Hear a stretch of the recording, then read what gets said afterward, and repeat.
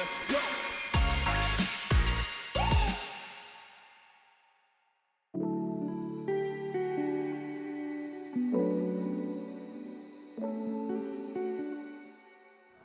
Well, I am Max, as in top notch the most. Like when you turn that dial all the way to the right, baby, that is me. Intricate, detailed, and deep.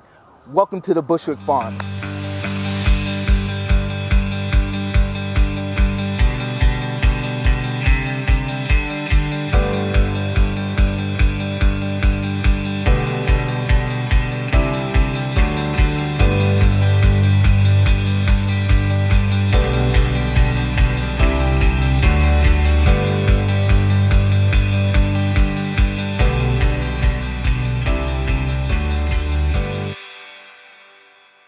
Gardening started when I was way young.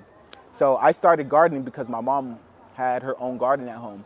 And being Haitian, it's mandatory that you have a garden at home and that you make food at home. It's kind of hard at home back in Haiti because if you don't got the money and you can't work to get the money, you're gonna have to make it some way, somehow. And the way to do that is to put a seed in the ground. I'm first generation born here. That means I'm still Haitian because my parents didn't speak a lick of English and they barely do now. Those principles imprinted on me because how they lived in Haiti is how they lived here in America. I didn't think about it too much then, but now I understand how much power that holds into having that knowledge. So I try to bring those principles everywhere I go. So I started little flower gardens when I had my house. Then I started planting stuff. And when I got my first harvest of watermelons, I thought I was the man. Nobody can tell me nothing. It gave me some pride in who I was, and I was chasing that high ever since. What brung me to the Bushwick Farms was this guy named Spike Appel. He got a company, a landscaping company called Passionate Produce. I've worked with him for a few seasons. He taught me a lot about building and cultivating and being a community person, being a person of need. He's more than just a boss. He's a friend. He's a brother. One of the truest beings and spirits that I've met. Not to say he's not human, but he showed me a lot into moving on and being graceful and becoming a man.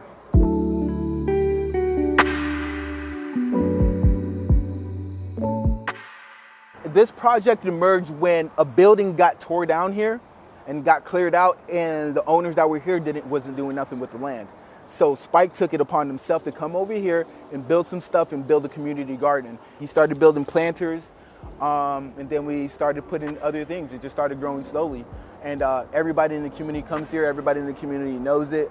It's a safe place for a lot of people. And yeah, he's a fighter for peace. He's a fighter for love. He's a fighter for like making sure people grow. If you lead with love, love comes back. It's more authentic to be around people that you want to be. And he's one of those people that really showed me that, you know, this is where I wanted to be in the field. So nothing is ever easy to do. Some dreams you really have to fight for. Some things you really have to actually put in some action and do something about it. And that's the type of person Spike is. He just seen it and did something about it.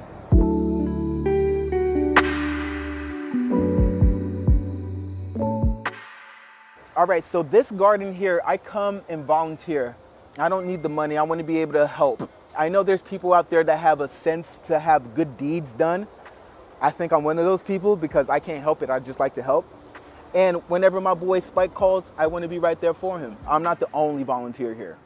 We have other people that come in and manage this. We take care of a lot of people outside of this, so we have to have different heads to make sure everything's going right. And on certain days, we have pantries going on. So we have a line outside going down the street, and we just pass out food to families and stuff. So we're going to need more help. And in any case that somebody can give a hand, we put them on the volunteer list, and hopefully they can get out here and help us out. Yeah, sometimes we throw little parties here.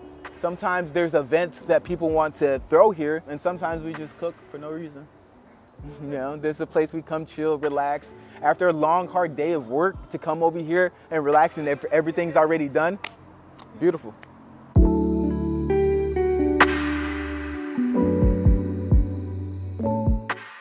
We got grapes growing over here. We got a couple peach trees, figs. We have different annuals that come up here. It's different types. We got an apple right behind you. We got chickens. We got aquaponics going on in there. And then, yeah, and whatever gets down in here, you can usually find something and it's edible. I'm gonna get you some grapes. I can see some grapes over there ready to go. I'm gonna let you try one.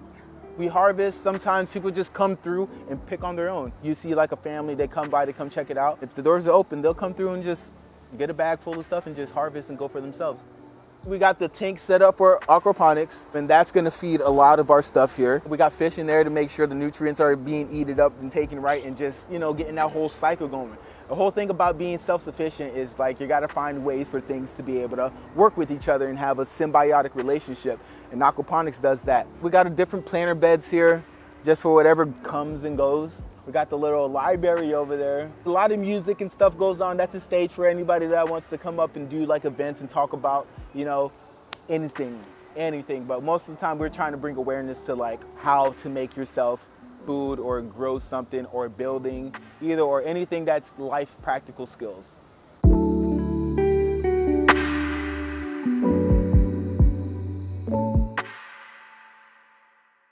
There's no judgment here. Things can be hard. So we've got that concept of life and community here, and that's all we really want to do. We're not out here pushing people away at the door. We're here to just make sure the community grows, because you see the state of America right now. You can also see that inflation doesn't help. Our political scene, I'm not gonna talk too much about that. It's just not easy. And plus we're in a big city where, everything's expensive. So this is a very practical knowledge to have. I've struggled within myself when I was in environments where I feel like I couldn't grow, I wasn't appreciated, or I was just judged too much. So I would rather be in a place where I am celebrated than tolerated. And then you get to grow. And it also brings people together. Like it brings neighbors together. It brings the people that you obviously just won't go see on your own time together. So these things obviously help. I just want the city to know that. I just want the government to know that. I think the change should be every community has its own little block designated for community gardens. A place for anybody to come, just like how they have the parks, but the parks don't have food. If the city were offering community gardens as well as they're offering the parks, I think we'll lose out on a lot of hunger. I think that will take care of that problem for the ones that are unfortunate enough to have to be there. But, I don't know, maybe I'll take that into the next city council meeting.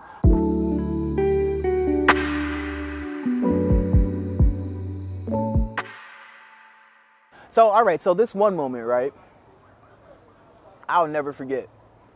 I was sitting here on the grill and a lady came through with her kids. And she's just like, yo, can I just get a hot dog for just like my kid here? He's hungry and I really don't have any money. And then when I seen that, I quickly snapped out of it and said, you know what? We have a plate for all you guys, right? And we just ended up, I just gave them our food and we went and I sent somebody else to go get some more food for us. And I seen how happy those kids was and how happy the mom was. Little things like that just shows like, yo, we are actually doing something.